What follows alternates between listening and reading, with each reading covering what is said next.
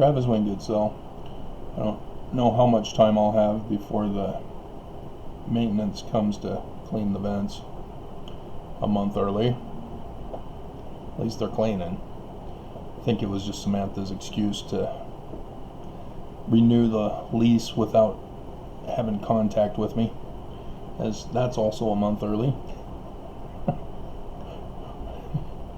Which in and of itself was also 2 months early last year, but she justified it saying it takes her all that time to process, rather than admit that, oh, okay, that was when it changed because you were married,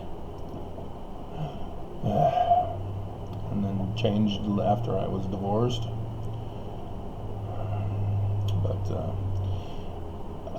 for those of you who have been watching my videos, you know I'm an LDS critic. And the reason why I'm an LDS critic is because the church attacked first.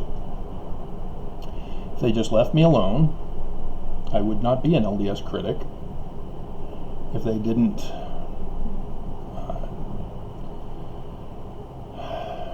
do bad things as a religion, I wouldn't have to go against my own religion. And Mormons don't see that the church is all about making money off of them, making money off of us. Everything we're involved in is money, money, money. And they say that, oh, this is God's true church, give us more money. Protection racket, pyramid scheme scams, and other fraudulent ventures, as they're worth multi-trillions of dollars, as we, the members, struggle to give 10% plus more just to be considered worthy. And so that ain't right. Nonetheless, having been born and raised in the church, I automatically assumed that I therefore was a chosen one from outer space. Remember, Kolob, QAnon, space aliens who are involved in satanic pedophilia? Well, that's the church to a T. And since Q comes from Russia, and the church is compromised by Russia, yeah, Russia is setting this all in motion. Haven't seen any news, though, that the leaders of the church have been arrested by William Barr's office. That may not be the event today, or tomorrow, or whenever. So, I as much as Trump wants to hold on to power, he's holding on to that one card. Because Russia knows, they know all the compromise they get on everybody. But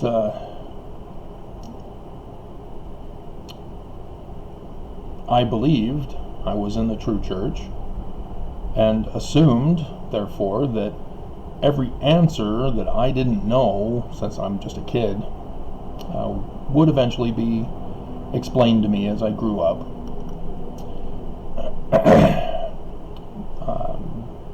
But there was a boy in my class there in Corona. Well, yeah, we were in Corona. I went to Norco High School, but our church was right across the street from Corona High, where on the corner of the lot of Corona High was the took it down. Let's get the snapshot up here. See if I can read the name off of it.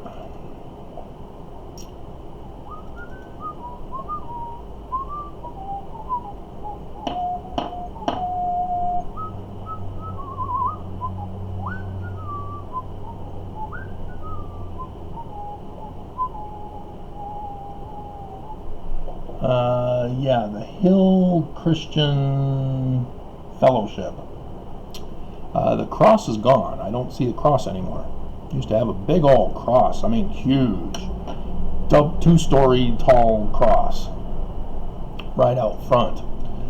Maybe code violations had it taken down, or maybe safety violations. Maybe it fell over and landed in the parking lot, crushed several cars. Who knows? It was big. But they were a born-again church. I'm assuming they're still born again.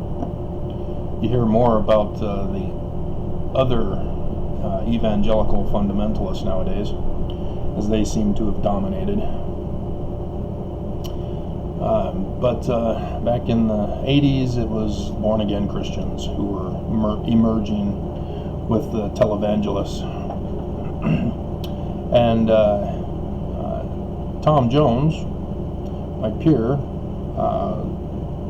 would tell me all about how evil we Mormons were, from his pastor that was showing them the movie The God Makers, which is available on YouTube. The God Makers. It should come up. It has. It's been a while since I've seen it, but I don't know what the thumbnail is. But I did watch it, and kind of wondering how it's supposed to show I'm evil. That is our theology. They were pretty accurate with that. There were a few things that I would criticize, but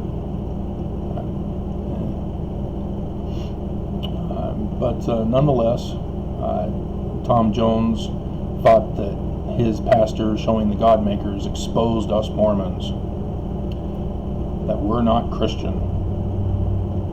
And okay, we're not Christian, whatever.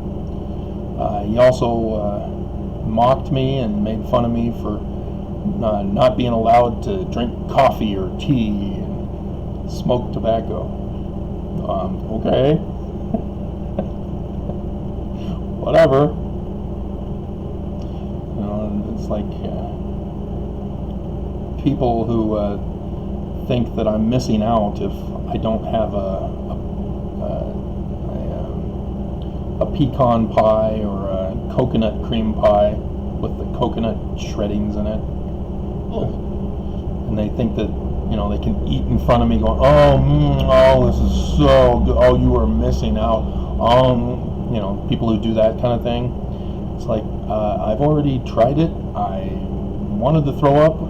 I'm not eating it ever again. And so, yeah, I already know I don't like it. So don't try to think you can deceive me into eating something that I know I don't like. I don't care if it's a different kind of recipe. It still has pecans, or it still has coconut shreddings. Coconut drink, that's okay when mixed. Straight, I'm not too sure about. But yeah, it was Tom Jones who got in an argument with me that his church was true, and I, being a youngin', fell for the fallacy argument, counter argument of, no, my church is true. So that would go back and forth until finally he would say, okay, well, we'll find out when we're dead who's right and who's not.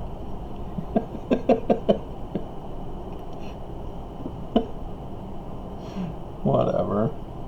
And so, thus spawned the agree to disagree fallacy that's, I hope, dying.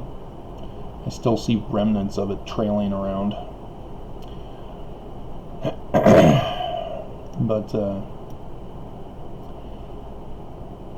it helped spawn a desire to know my own church. Not just, I was born Mormon, I'll die Mormon. It's just the way that's all I know. No, I wanted to know what's in my church. What are these secrets that other people are finding out? And can they be explained? My church is true, right? If it's true, why should I fear? Why would I withhold information and knowledge? Why would I just stick with what the church gives me when what the church gives me is missing a whole ton of information,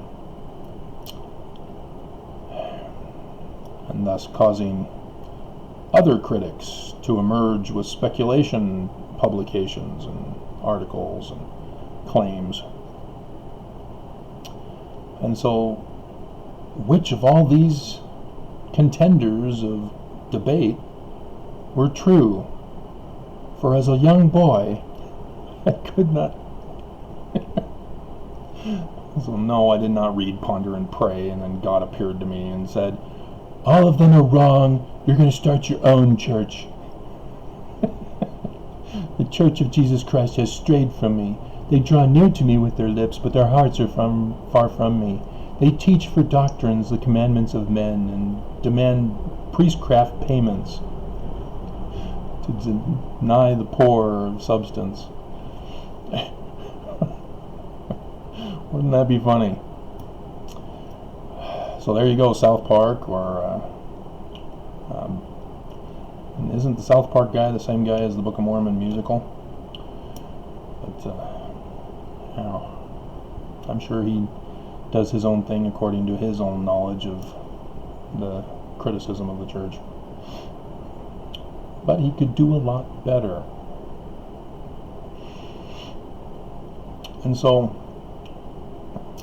that's why I have pursued finding out answers. And the thing that I desired most was to find out about ancient language translation. We have the Book of Abraham, and we've got Egyptian characters, 3 facsimiles, and nobody knows how to translate them? Come on, seriously? And the only thing I can figure is that Joseph died, and therefore it died with him. But then, why don't the current prophets who claim to be the true successors, in the millennium, when God wills it? Or, other justification excuses rather than just coming out and saying, we don't have any clue.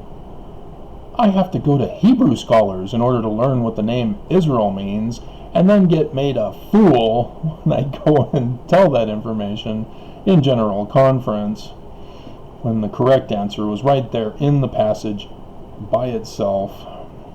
Prince of God. Unbelievable.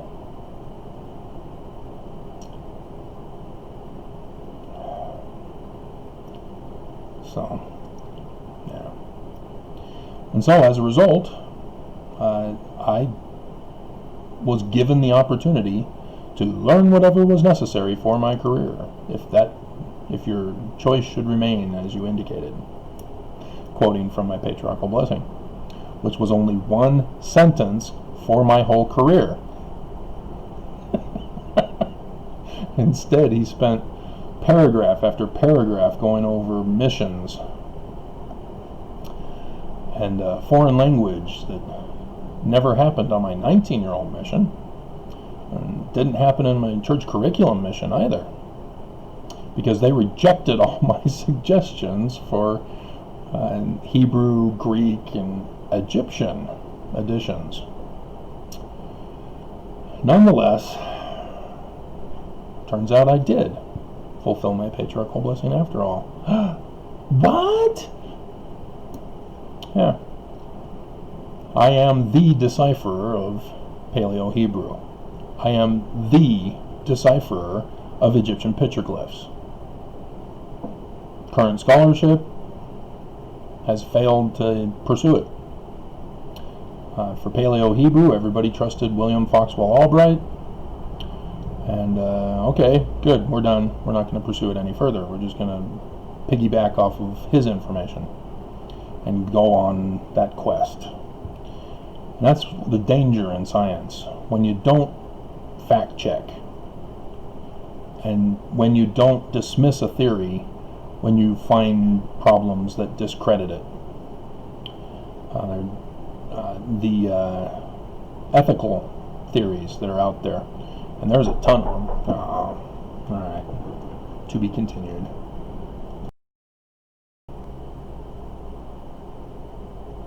I'm back. So the ethical theories, they're all supposed to be dismissed. There isn't a legitimate ethical theory out there, which, again, I am the one who turned Mormonism into an ethical theory. It's one thing to say that Mormons have ethics and values and blah, blah, blah. It's another thing to have it formalized into a philosophical theory, scientific theory, to be tested and worked on. And so I'm kind of surprised nobody's figured it out. It's been in the Bible too. It's the vegetation theory for ethical theories, but nobody came up with it, so I stepped in and did it. And so, yeah, I've done lots of stuff in the pursuit of trying to establish whether the Mormon Church was true or not. But the thing that needs to be understood is that I was pursuing the origin of Mormonism. I wasn't doing anything after the martyrdom of Joseph Smith.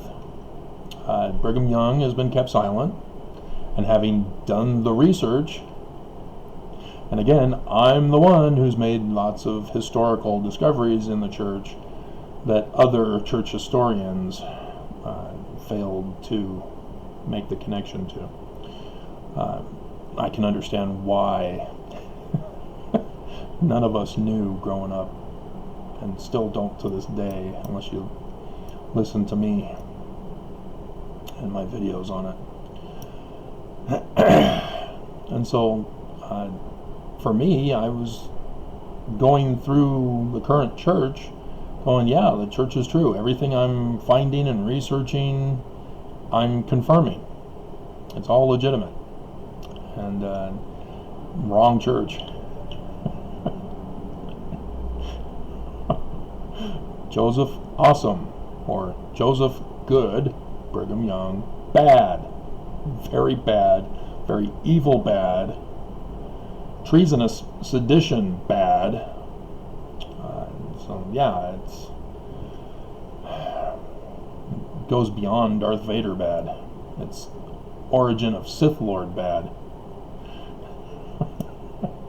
I think you got to go back to the Old Republic comic books to find the source of the origin of the Sith. Why they don't do it, you know, hey, Disney, hello, you've got control of it now.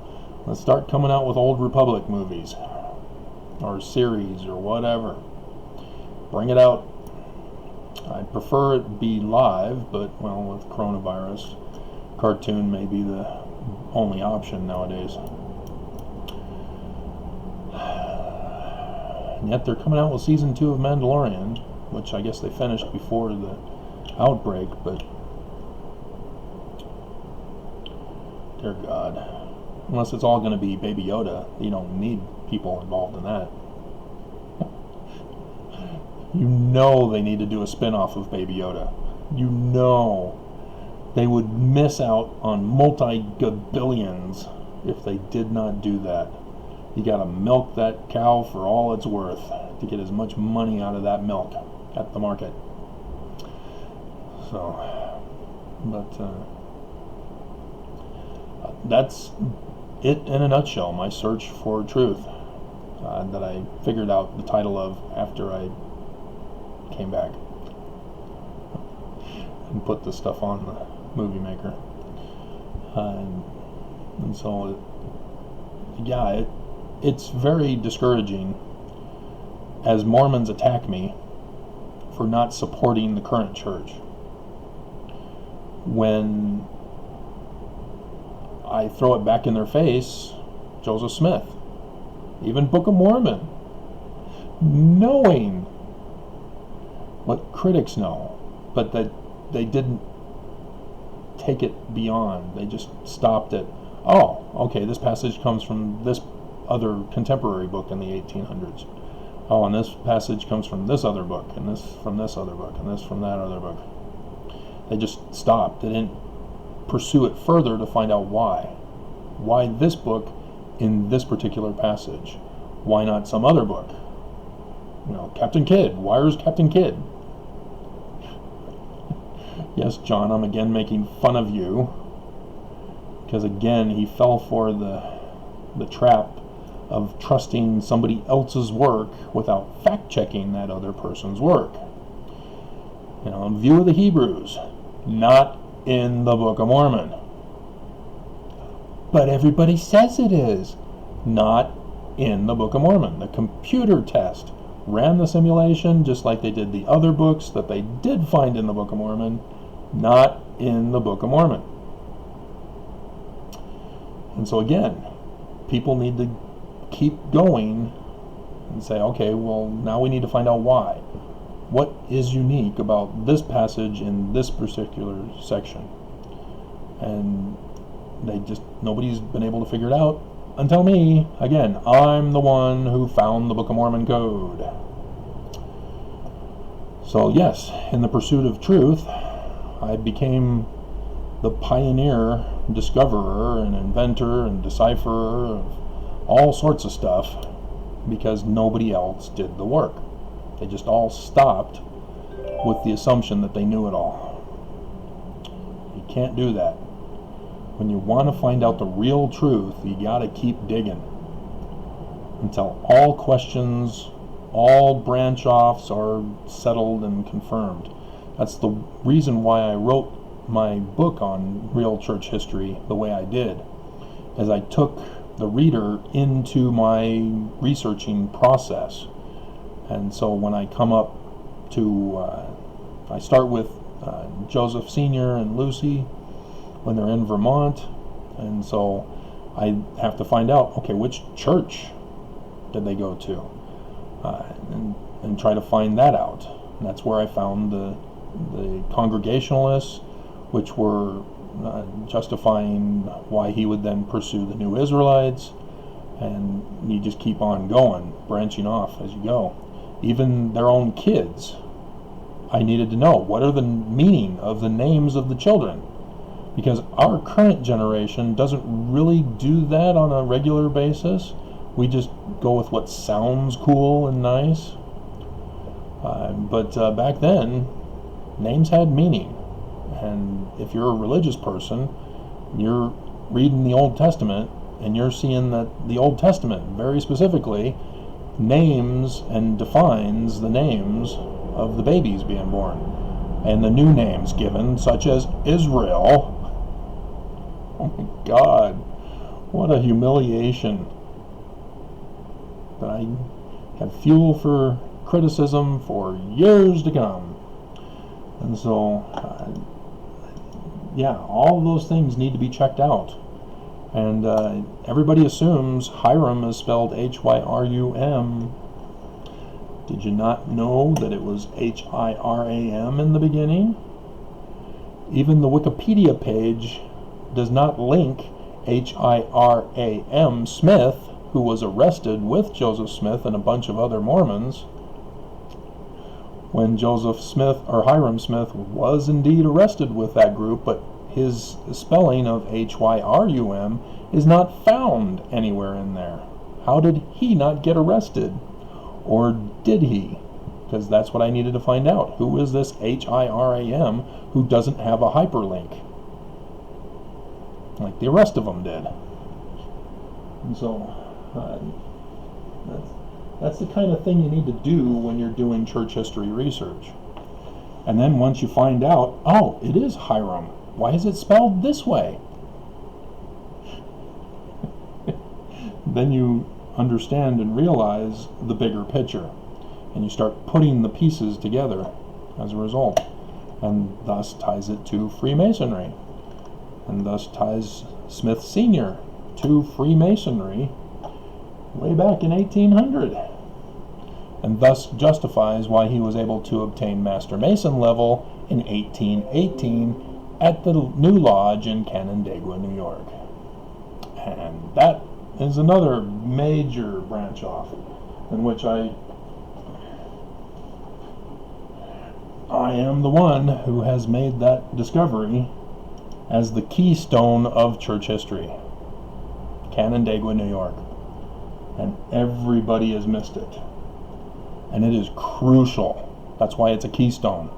You take out Canandaigua, New York, you have no church history. It's just a fairy tale. You know, everybody lives in lack of understanding land. Okay. Wait a minute. Why is that 5 and those are 2s? It should be 4. I'm going to assume you're not a 2-hour episode.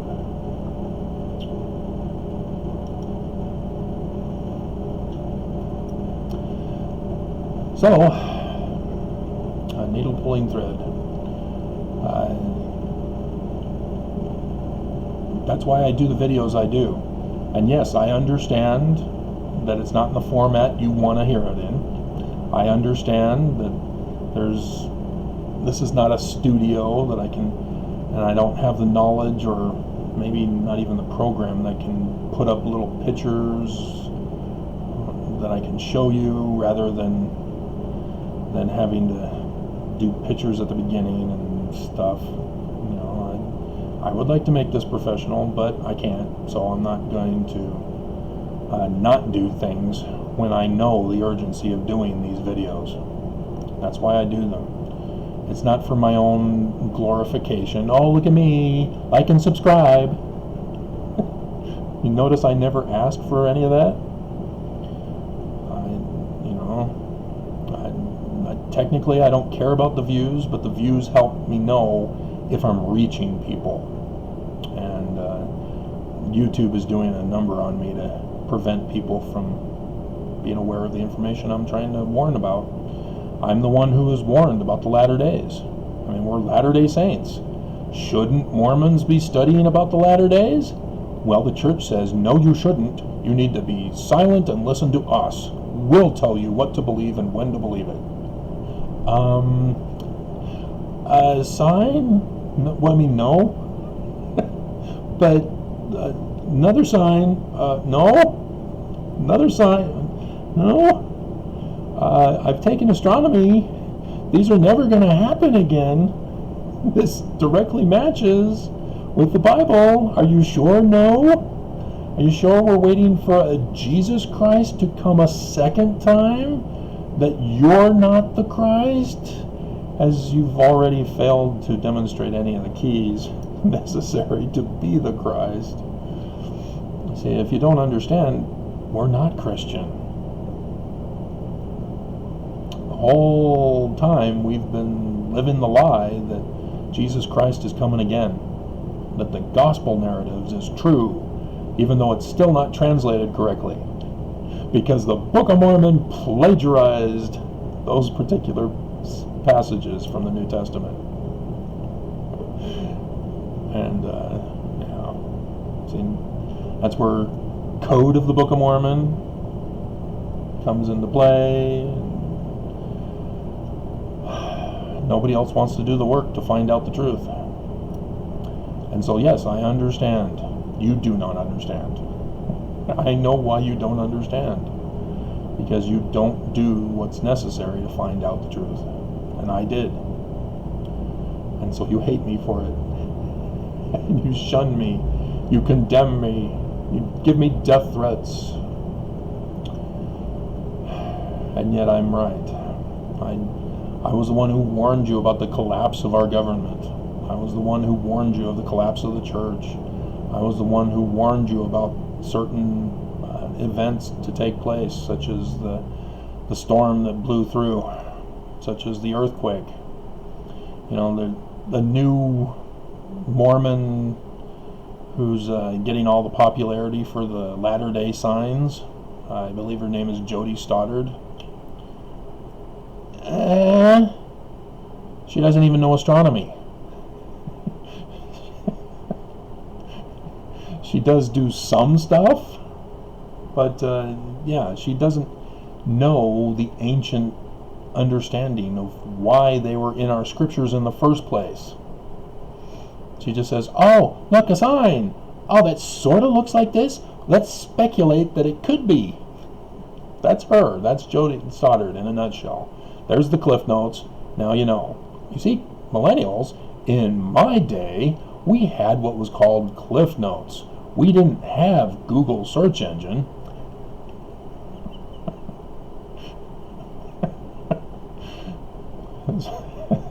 I didn't use any of the Cliff Notes anyway.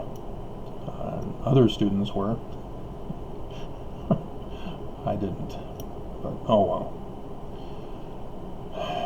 So, yeah, and like I said, I'm the one who's warning about something. Don't know what it is yet until it happens. Something's happening. The signs are just too numerous right at this particular period, right now. They've all been leading up to it. Fall, fall, fall, fall, fall, fall, fall, fall, fall.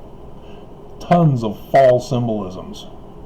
And what does the scriptures say about that in our Mormon scriptures? Great and abominable church shall fall. Babylon shall fall. This is it. And so this is the new year of when the Exodus occurred. 3,333 years since the Exodus. And we've had the coronavirus that they had back in Egypt. That's when it caused the collapse of the Egyptian dynasty, and thus the Exodus. And so, I mean, if you're looking for the Mormon, the Christ, or not Christian, to part the Missouri River, you're going to be in for a disappointment, because that's the creation story that they threw in as a historical event. Needs to be translated correctly. We need somebody who knows Paleo-Hebrew and ancient Egyptian petroglyphs who can restore the biblical text to its brass plates style. See, it's been here the whole time, Mormons. So, I guess I'm over 30 minutes, so we'll end it here. But I didn't stop. Why did Mormons?